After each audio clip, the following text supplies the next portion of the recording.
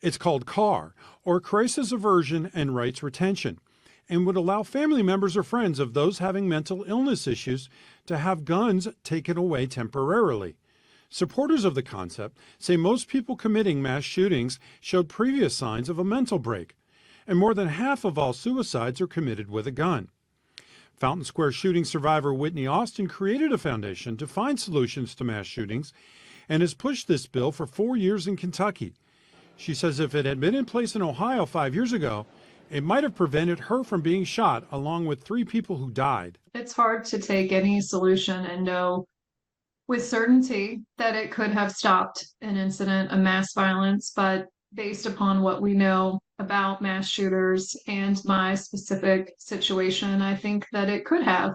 Previous efforts by Democratic lawmakers to get a version of CAR passed failed in Frankfort, but Senate Judiciary Committee Chair Whitney Westerfield, a Republican from Southwest Kentucky, has picked up the cause, saying recent school shootings changed his mind. What is your status on this, and what is your involvement with CAR in the Kentucky General Assembly?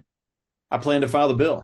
Each one has its own impact on you, but it didn't hit home for me until May of last year. On May 24th at the Uvalde shooting,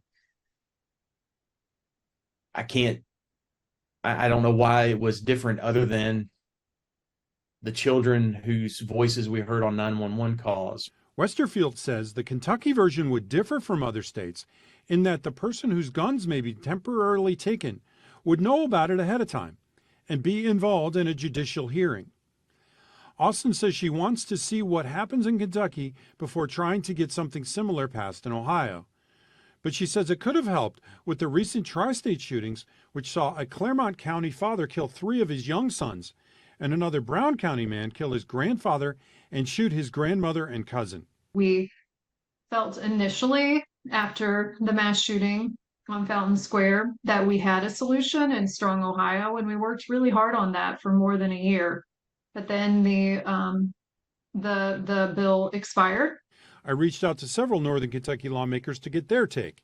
I only heard back from Boone County Republican Senator John Schickel, who says he opposes the concept in general, but would have to see the actual legislation before making a final decision. James Pilcher, Local 12 News. You can always find our stories here on YouTube, but go ahead and click subscribe to get notifications and stay in the know.